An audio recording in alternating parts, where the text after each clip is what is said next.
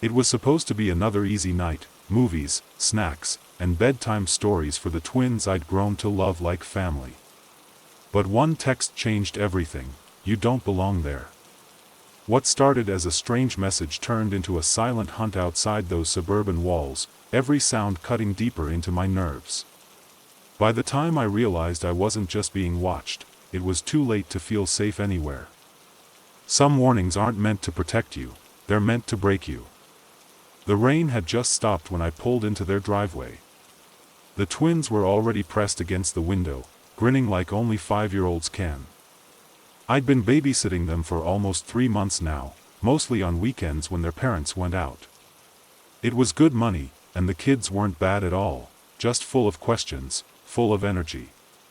I parked my old Honda Civic, grabbed my jacket, and walked up the cobblestone path. Mrs. Harris opened the door before I could knock. She smiled, but it was the kind of smile that didn't quite reach her eyes. Her husband stood behind her, leaning against the doorframe, arms crossed. He didn't speak, just gave me that slow once-over that burned through my clothes like heat. I felt it, the same way I always did. "Dinner's in the fridge," she said, handing me a list like always. "No sweets after 7. We'll be back by midnight." Her voice was light, almost too light, like she was performing for someone.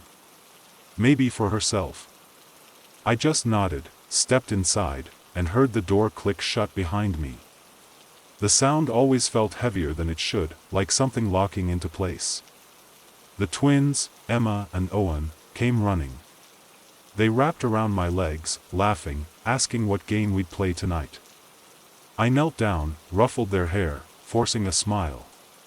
They didn't know what it felt like to have eyes follow you, weigh you down in someone else's house. After dinner, we sat on the living room floor, a Disney movie playing in the background. The house was quiet, too quiet for a place that big. You could hear the rain dripping from the gutters, the hum of the fridge, the low creak of the old wooden stairs. Every sound made me alert. It wasn't the kids. It was never the kids. It was the neighborhood. The way people slowed their cars when I walked up to the house. The way curtains moved, just a little. I tried not to think about it, but tonight it pressed harder against me. Around 9, I tucked the twins in upstairs. They were out in minutes, soft breaths filling the dark room. I stood there for a second, just listening, before heading back down. Halfway through the staircase, I saw something through the front window, a shadow that didn't belong. I froze. The streetlight threw long beams across the yard, and there was a figure at the edge of the driveway. Just standing. Not moving. Watching the house. My chest tightened. I went to lock the door, fingers brushing the deadbolt, when the motion sensor light clicked on outside. The figure didn't flinch. Didn't move an inch. And then, my phone buzzed in my pocket. I looked down. It was a text. From an unknown number. "You don't belong there." My hand trembled so bad I nearly dropped the phone. I glanced back outside, he was still there. Just a shape, framed in the glow of that porch light, shoulders squared like he owned the night. I locked the door, slid the chain into place, and checked it twice before stepping back. My pulse hammered in my ears. I wanted to call Mrs. Harris, but what was I supposed to say? "Hey, someone's outside your house. Also, they know I'm black and I don't belong here?" No. I couldn't. Because I knew how that conversation would go. That polite hesitation, that little pause before they say something like, "Well, maybe you should just ignore it. Maybe it's nothing." That pause that says, "We trust you with our kids, but we don't trust your fear." I closed the curtains and sat on the couch, trying to steady my breathing. The twins were upstairs, safe. That's what mattered. I turned up the TV a little, just enough to fill the silence. But then, footsteps. Not inside. Outside. Crunching on the gravel walkway. Slow. Deliberate. My stomach clenched. I killed the TV, held my breath. The sound circled the house, moving past the living room windows, toward the side yard. I grabbed my phone again and texted back. "Who is this?" 3 dots blinked. Then, "Leave. Before they come home." My mouth went dry. I thought about calling 911, but the image came fast and brutal, me in handcuffs on this perfect white lawn, neighbors watching, someone filming. Headline writes itself. I crept to the kitchen, every shadow stretching like it wanted to swallow me. Through the side window, I caught a glimpse of movement, just a shoulder, then nothing. They were checking the perimeter. I turned off the lights, every single one, until the house was swallowed in black. Maybe if it looked empty, they'd go. I sat on the floor against the cabinets, listening. Minutes dragged like hours. Then came the sound that broke me. The back door handle. Turning. Slow. Testing. I gripped the nearest thing I could, a heavy cast iron pan, and stared into the dark, heart pounding so loud I swore it would wake the twins. The handle stopped moving. Silence. And then, soft footsteps retreating, gravel crunching again, fading toward the street. I waited. 5 minutes. 10. Finally, I crawled to the front window and peeked through the smallest gap in the curtain. The driveway was empty. The street was empty. But when I looked down at my phone, there was one last message. "Next time, don't open the door." That was 3 weeks ago. I quit the job the next morning. The twins keep calling, leaving little voice notes like they don't understand why I'm gone. I haven't told their parents a word. And I still don't know if that message was a warning, or a promise. It started like any other babysitting job, quiet streets, polite parents, and a little girl who reminded me why I loved this work. But as the night stretched on, the silence outside began to feel heavier. First, it was the SUV that slowed too long. Then, the messages, cold, invasive, like someone breathing against my neck through a phone screen.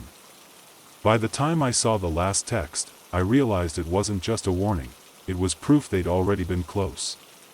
The first time I drove into that neighborhood, I couldn't help but notice how quiet it was. Not the peaceful kind of quiet, the kind that feels staged, like a movie set frozen mid-scene.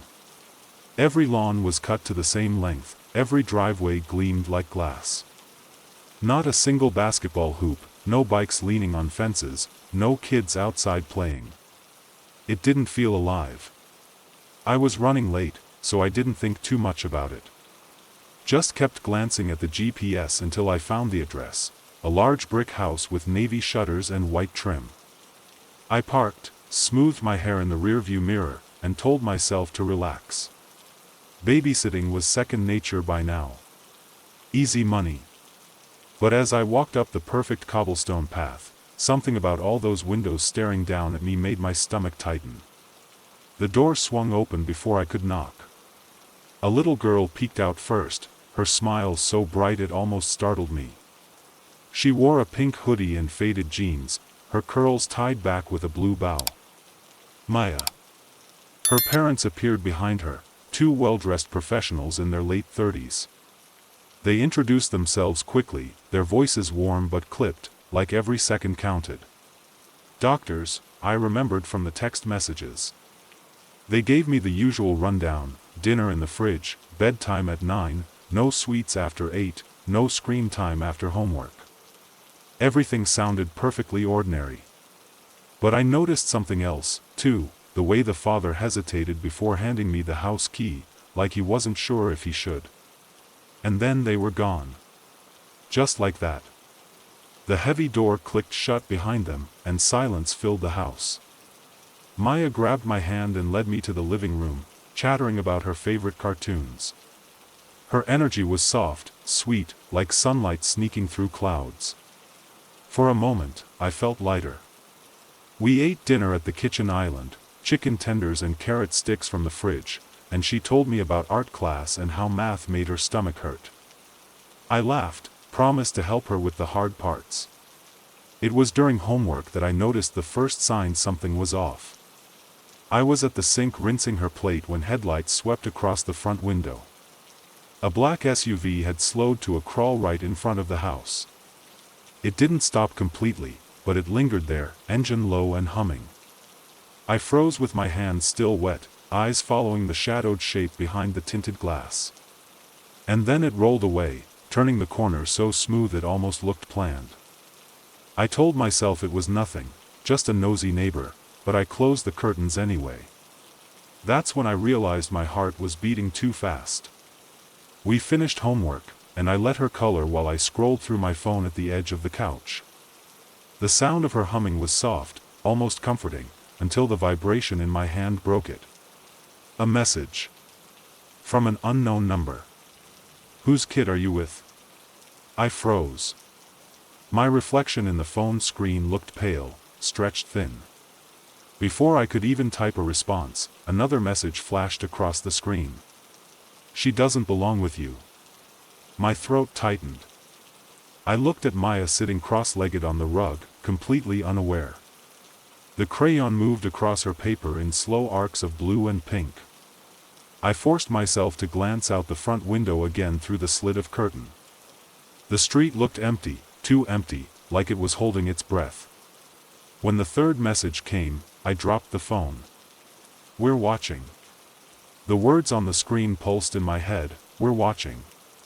My palms felt damp, and for a second, I couldn't even pick up the phone. When I finally did, I scanned the street again through the tiny gap in the curtain.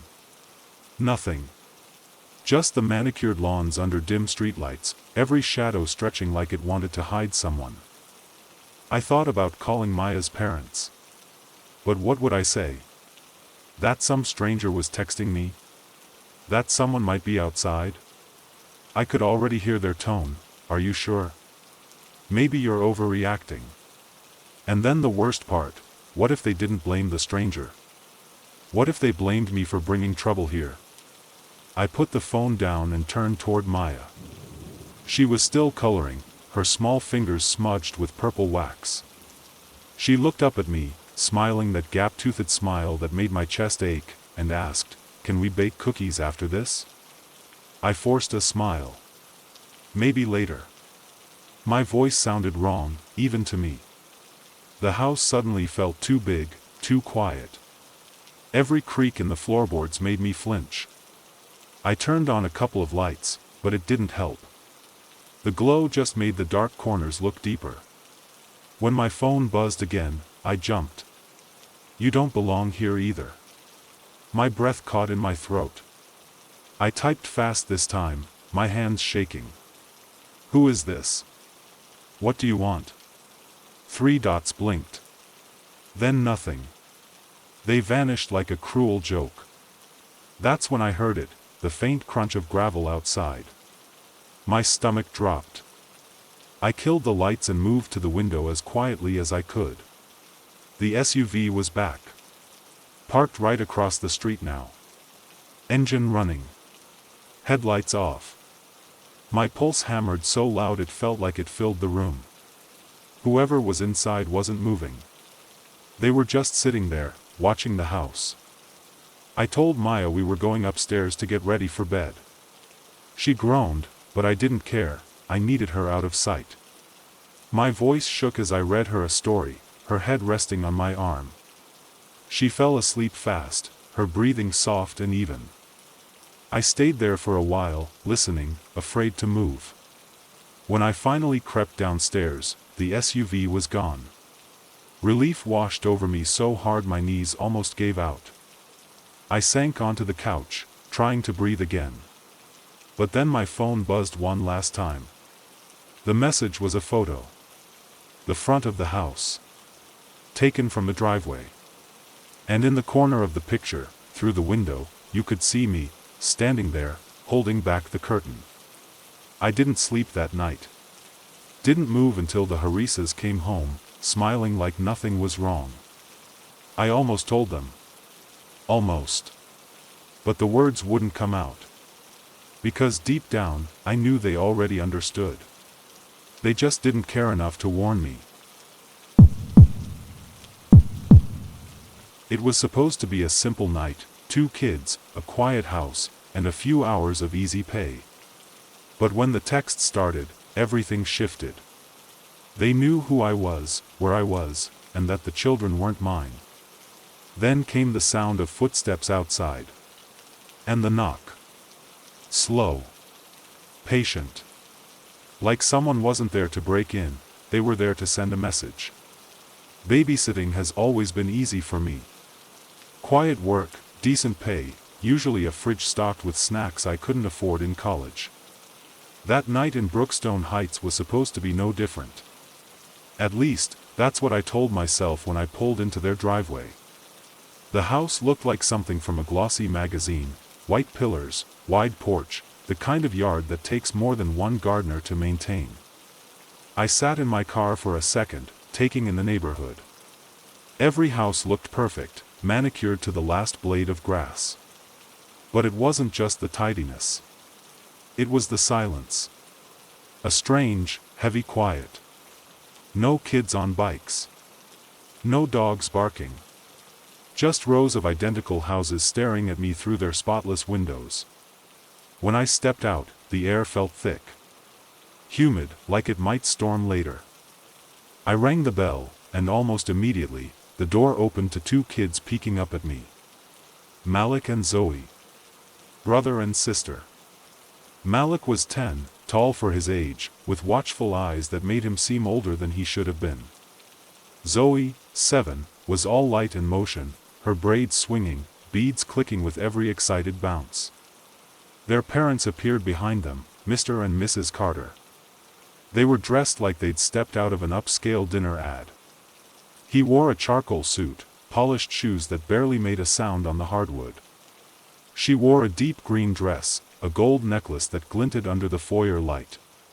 Everything about them radiated success, confidence, and something else I couldn't name. They gave me the rundown.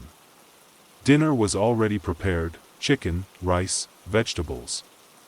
Zoe's favorite bedtime story was in a purple book on her shelf. Malik had a science project due, so he might ask for help. They'd be back by midnight. Their tone was polite, warm even, but clipped, like every second away from their plans was costing them something. Then they were gone. The heavy door shut, and the silence settled back in. The kids were sweet. Easy, really. Zoe asked me about my favorite colors, my favorite songs, like I was a new toy she couldn't wait to figure out. Malik was quieter, but when he spoke, it was sharp, precise, like he was measuring every word. We ate dinner together at the kitchen island, and for a while, it felt normal. Safe. Until I noticed the car. It was just a flicker of movement outside the kitchen window at first. A silver sedan gliding slow down the street, headlights dimmed like it was trying not to draw attention. I wouldn't have thought twice if it had kept moving. But it didn't. It stopped. Not right in front of the house, but close enough to see everything. The driver didn't get out. Didn't roll down the window. Just sat there, engine humming so low it sounded like breathing. I tried to shrug it off. Maybe they were looking at their GPS. Maybe they were waiting for someone. I turned back to the kids, forced a smile, asked Zoe what movie she wanted to watch. But when I looked again a few minutes later, the car was still there. And then it rolled forward slowly, turning out of sight. My stomach unclenched a little, but the knot didn't go away. I told myself it was nothing. Still, when we moved to the living room for the movie, I made sure the curtains were closed tight. We were halfway through the film when my phone buzzed. A text. From an unknown number. "You from around here?"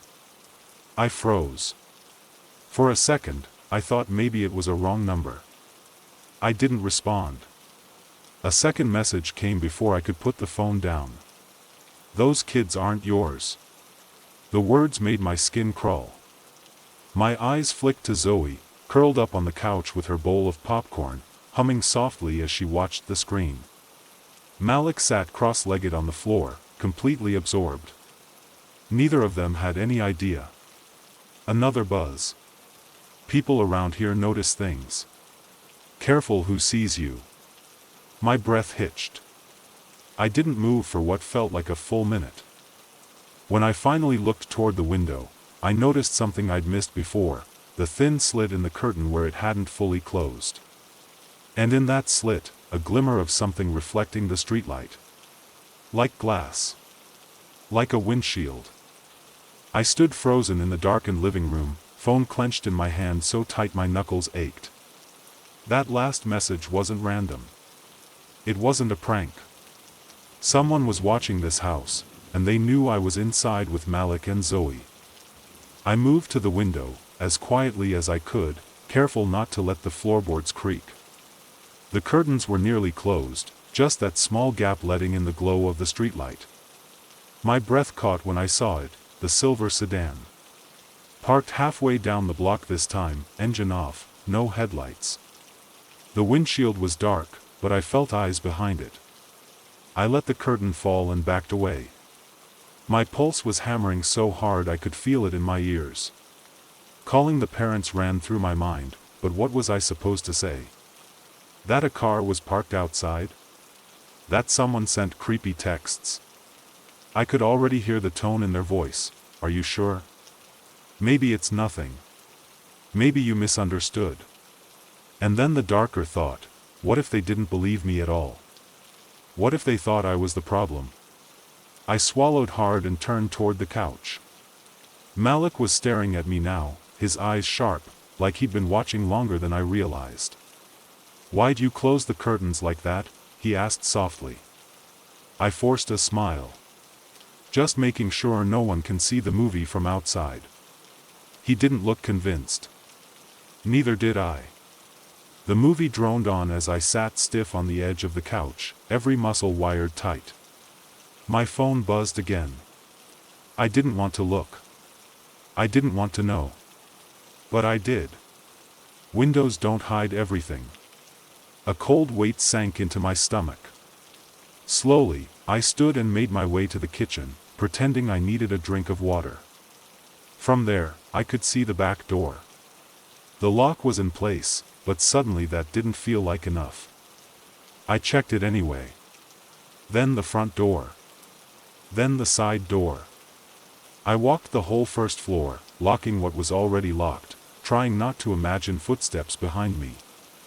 When I came back to the living room, Zoe had fallen asleep against a pile of pillows. Malik was still awake, sitting rigid now, eyes following me.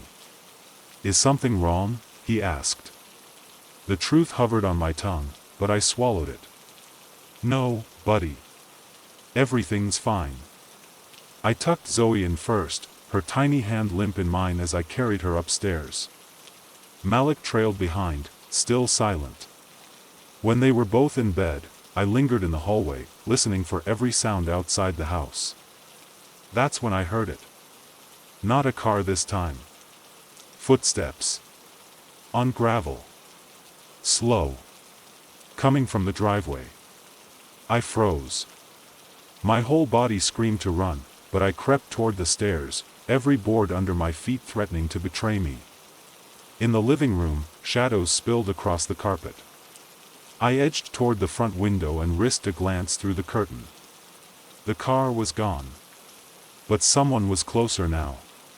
A shape at the edge of the porch. I stumbled back, my breath catching in my throat.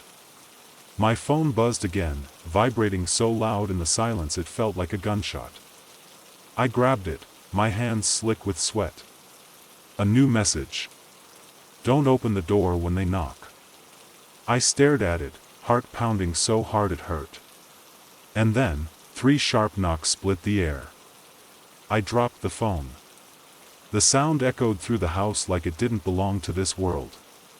I didn't move. I didn't breathe. The knocks came again. Slower this time. Measured. Like whoever was on the other side knew exactly what they were doing. And then silence. I stood there in the dark for what felt like hours, clutching a fireplace poker I'd grabbed without realizing it. Finally, headlights swept across the walls, their parents pulling into the driveway. When they came in, laughing softly about the dinner party, I wanted to scream. To tell them everything. But I couldn't get the words out. Not when I saw the way Mr. Carter glanced at the door, then at me. That pause. That flicker of something cold in his eyes. Like maybe he already knew. I quit babysitting after that. But sometimes, late at night, I still hear it. 3 slow knocks. Like they're waiting for me to open the door. It was supposed to be another simple job, 1 kid, a quiet house, and a night that should have been easy money. But the silence outside grew heavier by the minute, broken only by footsteps in the gravel and texts from someone who knew exactly where I was. When I finally saw the figure in the yard, I realized this wasn't just about fear. It was about a message, one that still follows me every time the sun goes down. I've been babysitting for years, but that night felt different from the moment I pulled into the neighborhood. Every house looked like it had been copy-pasted from a luxury home catalog: white columns, perfect hedges, driveways wide enough to park a fleet of cars. The kind of place where people leave their doors unlocked because they think bad things don't happen there. The family was new to me, friends of a friend. They needed someone last minute because their regular sitter canceled, and I needed the cash. I didn't ask questions. I parked my old Chevy at the edge of their massive driveway, next to a spotless Lexus. For a moment, I just sat there, hands on the steering wheel, watching the streetlights glow against the blacktop. There wasn't a sound. Not a single car passing. Not a single voice. Just that quiet, polished kind of stillness that makes you feel like an intruder. When I finally got out, the air was cool, carrying the faint smell of cut grass. The porch light flicked on as I walked up, casting a yellow glow across the wide steps. I knocked, and a moment later, the door opened to reveal Mrs. Williams. She looked like someone out of a lifestyle blog: blonde bob, white blouse, smile that didn't quite hide the flicker in her eyes when she saw me. "Oh. You must be Jordan," she said, like she needed to convince herself. Her husband appeared behind her, tall, broad, holding his car keys. He didn't smile. He didn't say much at all. They gave me the usual rundown: their son, Ethan, was 6. Dinner was ready in the fridge. Bedtime by 8:30. The TV remote was a little tricky. Then, almost as an afterthought, Mrs. Williams said, "Oh, and just make sure the curtains stay closed at night." I almost asked why, but she was already ushering her husband out. The door closed, and it felt like the whole house exhaled. Ethan was easy, a sweet kid with a head full of messy blonde hair and a laugh that came in bursts. We ate dinner together at the kitchen island. Chicken nuggets for him, a granola bar for me. Then we colored in his dinosaur book until his eyelids started to droop. I tucked him in upstairs, read half a story before he was out cold. I lingered for a second, listening to his slow, even breathing before turning off the light. The house was silent as I walked back down, my footsteps echoing on the hardwood. I tried to shake the feeling that had been crawling up my spine since I got there. I was scrolling through my phone on the couch when the first text came in. Unknown number. You comfortable in their house? I stared at the screen, my thumb hovering over the keyboard. Before I could reply, another message appeared. They don't usually let people like you inside. My stomach tightened. I looked toward the front window, its curtains drawn tight, just like she told me. And then, from outside, I heard it. A slow crunch of footsteps on gravel. The sound froze me in place. Gravel crunching, slow and deliberate, like someone wanted me to hear every step. My pulse slammed against my ribs as I glanced toward the front door.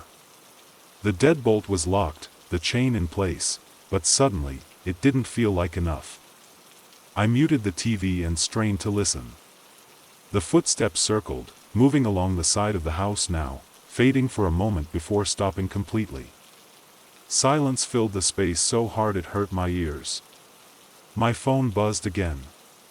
Unknown. Thought they kept the curtains closed. I looked at the window behind me. The curtains were shut, but there was a tiny gap near the edge. A sliver just wide enough for someone to see through. My chest tightened. Slowly, I crept over and tugged the fabric closed. My hands were trembling. My reflection in the glass looked pale, wide-eyed, like a stranger. Another buzz. Doesn't feel like your kind of neighborhood. I swallowed hard and typed back with shaking fingers. Who is this?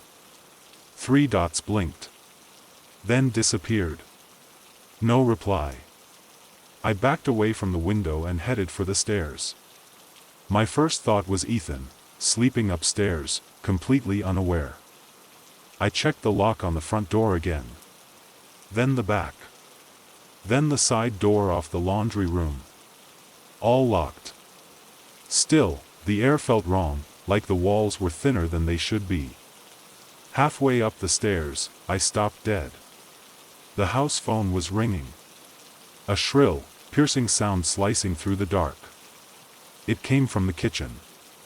I stared down at the glowing handset across the room, the caller ID flashing private number. I couldn't make myself pick it up. Couldn't move until it went silent again. When it did, the whole house felt like it was holding its breath. I forced myself up the stairs, one hand on the railing, my heart banging in my throat. Ethan was still asleep, curled under his dinosaur blanket, his mouth slightly open. I sat on the edge of his bed for a while, listening to the soft hum of the night outside. And that's when the text came. You checked the boy yet? The phone almost slipped from my hand. My throat went dry. I stared at Ethan, at his small chest rising and falling in the dark. Whoever was outside, they knew. They knew he was here. Another message. Better hurry. Windows don't hide everything. My legs felt numb as I crossed the room and peered through the blinds. At first, I saw nothing. Just the glow of a street lamp across the manicured lawn. Then, movement. A figure at the edge of the yard. Standing still. Watching the house. Before I could process, the phone buzzed again. Leave now. Before they come back. And then another. Or don't. I yanked the blinds shut and stumbled back, my whole body trembling. Every instinct screamed to grab Ethan and run, but run where? To my car? To the street where that figure was still out there, waiting? I stayed in that room until I heard the garage door at 11:52 p.m. The hum of their Lexus pulling in. Mrs. Williams's laugh echoing as the front door opened. When they walked in, I plastered on a smile like my life depended on it. They thanked me. Handed me cash. Told me to come back next weekend. I nodded. Said I would. But when I stepped outside, the night swallowed me whole. The street was empty. The silver car that had been parked 2 houses down was gone. The last text came as I slid into my car, hands shaking so bad I dropped the keys. We'll see you again. I blocked the number that night. Deleted the messages. But I never blocked the memory of that figure on the lawn, still as a shadow. And the worst part? Sometimes, when I'm walking to my car after work, I swear I feel eyes on me. Waiting. 2 babysitters. One job that didn't make sense from the start. We thought it was just awkward, 2 strangers in a massive house with 2 quiet kids. But the messages changed everything. They weren't random. They were instructions. Warnings. And by the time the footsteps came, we realized the truth. We weren't here to keep the kids safe. We were bait. It started as a last-minute job, one I almost turned down. The family sounded desperate on the phone, 2 kids, long night, they'd pay double. That kind of money was hard to ignore, so I said yes. What they didn't mention until I pulled up was that there'd be another babysitter. Her name was Claire. Blonde, college freshman, the kind of bright smile that said she'd never had to worry about much. We shook hands in the wide marble entryway, both a little confused. 2 sitters for 2 kids? Strange. Before we could ask, Mrs. Dalton appeared. She was tall, elegant, wearing a silk blouse that probably cost more than my entire paycheck. Her husband hovered behind her in a dark suit, face unreadable.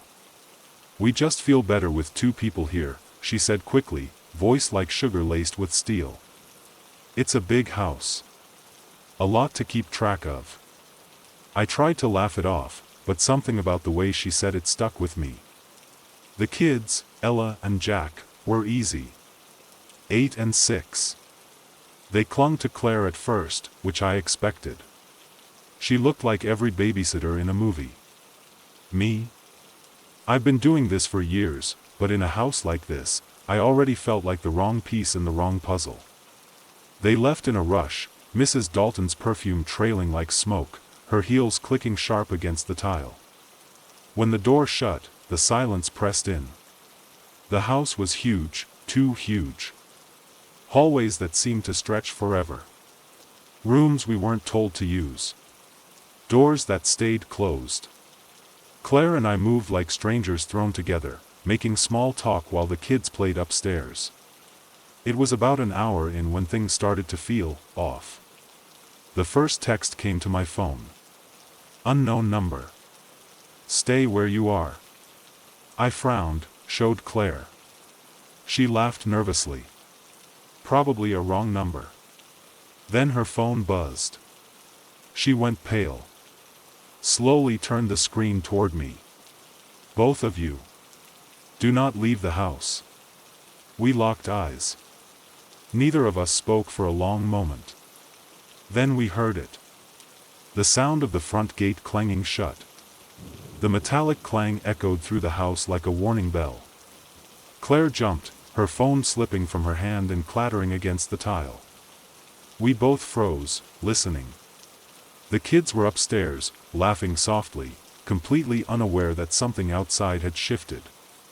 I picked up her phone, my hands trembling, and read the message again. "Both of you. Do not leave the house."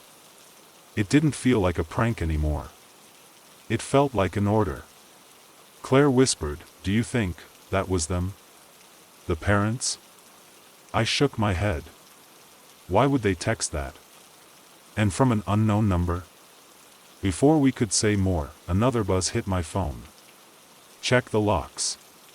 My chest tightened. I glanced at the front door. The deadbolt was in place. I walked over anyway and checked it, then the side door, then the glass sliding door leading to the patio. Locked. All locked. Still, my skin prickled like every wall had eyes. Claire followed me, whispering questions I didn't have answers for. "Who is this? Why us? What's going on?" Upstairs, footsteps thudded lightly across the hallway. Ella's voice floated down, "Are you guys coming up? It's scary up here." I swallowed hard and forced a calm tone. "In a minute, sweetheart. Stay in your room." Claire grabbed my arm. "Scary? Why would she say that?"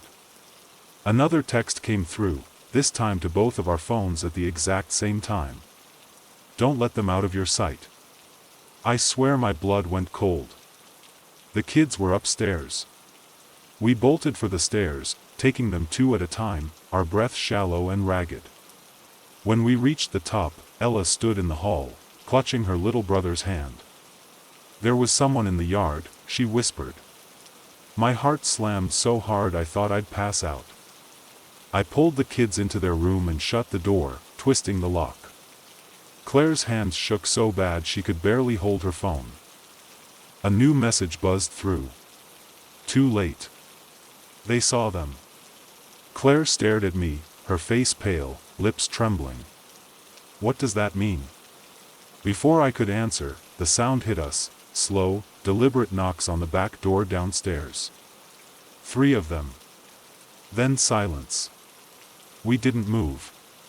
The kids clung to me like I was the only solid thing left in the world. Another buzz. Whatever happens, don't answer the door. My throat felt like sand. Claire, I whispered, call 911. She fumbled with her phone, hit the screen, but her face crumpled. No signal. And then the knocks came again. Louder this time. Followed by something worse. The slow creak of the back door opening. I swear the air left the room. We huddled against the far wall, clutching the kids so tight they whimpered. Every board downstairs groaned under deliberate footsteps. Whoever it was, whoever the texts were warning us about, was inside now. The last message came through as the sound reached the bottom of the stairs. They weren't lying when they said you'd both do exactly as told. The floor creaked just outside the bedroom door. And then, silence. Thanks so much for watching. Your support truly means the world to me. Every like, every comment helps this channel grow and keeps me going. If you enjoyed the video, please hit that like button and share your thoughts in the comments. I read every single one. And don't forget to subscribe so you never miss a new upload. My dream right now is to reach 100 subscribers, and with your help, I know it's possible. See you in the next one.